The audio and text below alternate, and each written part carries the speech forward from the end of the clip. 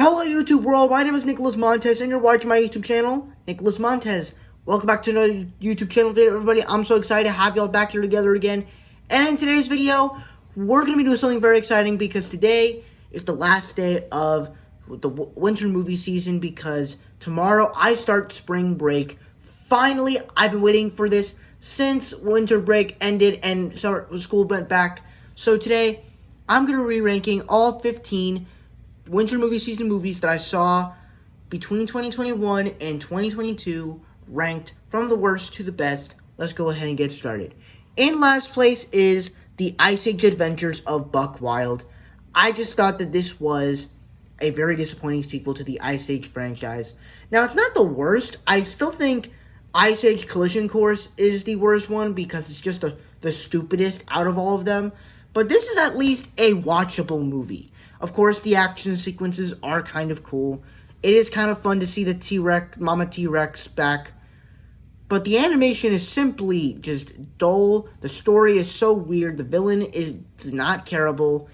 The only thing that really makes me very happy is that this is, of the Fox property Disney Plus films, this is actually the only one that's actually a Disney movie. Because if you go to Sweet Home Alone, there is no Disney title. It's just the Fox opening, which makes sense because Home Alone is not Disney, it's Fox. But I guess that's okay. But overall, The Ice Age Adventures of Buck Wild was a disappointment. Number 14, Mother/Android. This is another film that I feel like had problems where the action was still good, some of the performances were still good, but the story was just not really there and was kind of disappointing. So that's pretty much all I have to say about that. And I haven't watched it since it first came out. Number 13, The Matrix Resurrections. Another disappointing sequel where I thought there were some pretty cool ideas, some cool action sequences. But the problem here is that the story and execution was just not there for me. And the way that they recasted Smith as the guy that played Kristoff, I just thought was terribly bad. I thought Hugo Weaving, I just thought that Hugo Weaving played a better role as Smith. Sorry, I was looking at a message from my teacher. Sorry about that. But overall, I did kind of enjoy it. Not really, but it's a fine movie. Number 12, No Exit. This is actually a bit of a step up from the last three movies. And basically, I thought this was actually a pretty cool little movie that had some cool ideas, had some cool thrill moments, but the story itself is not that good and not really well explanatory, and it's not really the film I would go back and rewatch. So, that's really all I have to say. Number 11, Fistful of Vengeance. Basically, the martial arts action movie that came out in February. I thought this was a very enjoyable film. Of course, it gives you all the action spectacle that you want. But the problem here is that the story is all taken from all these other movies that did it better before. And that's the weak point about it, is that all those movies did it better before, and that's just it. Like, it doesn't do anything new with the story. Bringing us into the top 10, Tall Girl 2. I thought this was a fine sequel to the original Tall Girl, which I actually like the original Tall Girl more, but I feel like Tall Girl 2 focuses better on the character relationships and all this stuff, though there are some other relationship stuff with the characters, and there are some story beats with the characters that they want to do stuff, just not that interesting, but the character relationships I thought worked really nicely. Number 9, Fresh. Another film that I was actually pretty surprised by. Of course, I love Sebastian Stan as like this very creepy guy where he starts out as the nice guy and he really likes this girl, but then he just wants to eat her alive, and then he's like, you shouldn't have done that. Like, I love all of that.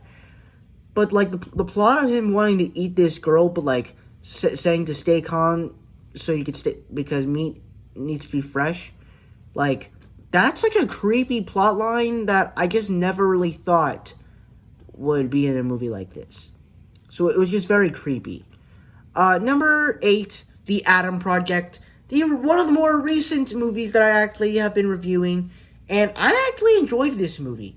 It had a great cast with Ryan Reynolds, Mark Ruffalo, Zoe Saldana, and Jennifer Gardner, as well as a time travel story and some cool action, and a cool little twist on it with focusing on parents and what you think about them, and our relationship with our parents goes.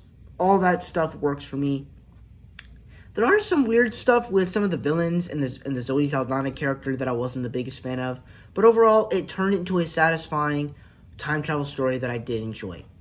Number 7, Texas Chainsaw Massacre 2022. I thought that this was a pretty cool little film from the Texas Chainsaw Massacre films. To me, it felt like the Halloween 2018 of the Texas Chainsaw Massacre films. Because you have all these character arcs and characters that you care about, while at the same time having all the bloody action that you still love. So that's what I thought this film gave me. Number 6, Dog. Another movie that I actually really enjoyed, where you enjoyed Channing Tatum interacting with this dog, going to see his last owner for his funeral, and it was just a fun thing. You got some funny moments, you got some very serious moments, and it just blended in all these right things that I thought was a very enjoyable movie. Number 5, Hotel Transylvania 4, Transformania. I just thought that this was a very enjoyable film that had cool animation, once again, I love seeing the voice cast come back. I love the way they did some certain characters, and I also love the twist on certain things on the monster genre. And even though I miss Adam Sandler's Dracula, I did kind of like seeing Brian Hull complete his dream and be a true voice actor as Dracula, so that was fun. Number 4, Home Team. This is also a pretty good film where the cast is simply amazing, but at the same time you also have great moments with the kids, and they kind of form a family together, and it's just a very fun, little heartwarming film. In third place, Turning Red. A very surprising Pixar movie for me that had great animation. It told a great story that kind of did what Ratatouille and Brave and all these other Pixar films did, and telling a story about coming of age and kind of doing your own thing without having your parents tell you what to do all the time. And I mean, I loved the way they did this story, and they probably did it better than most of them. And I just thought it was a really good story. The characters are likable, and but there are some problems. You can just go watch my review and my Pixar tier list for that. But overall, I really enjoyed this movie.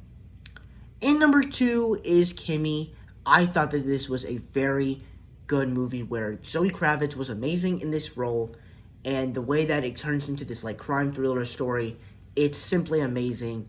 It's great. You get suspenseful every time you watch it. I just really like it.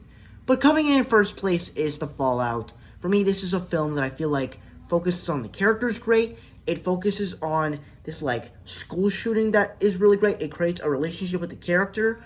And then when you get that daughter and father moment where they're like screaming out all this pain and stuff, it's probably my favorite moment in the entire film. So overall, this is easily my favorite movie of all the winter movie season movies that I saw this month of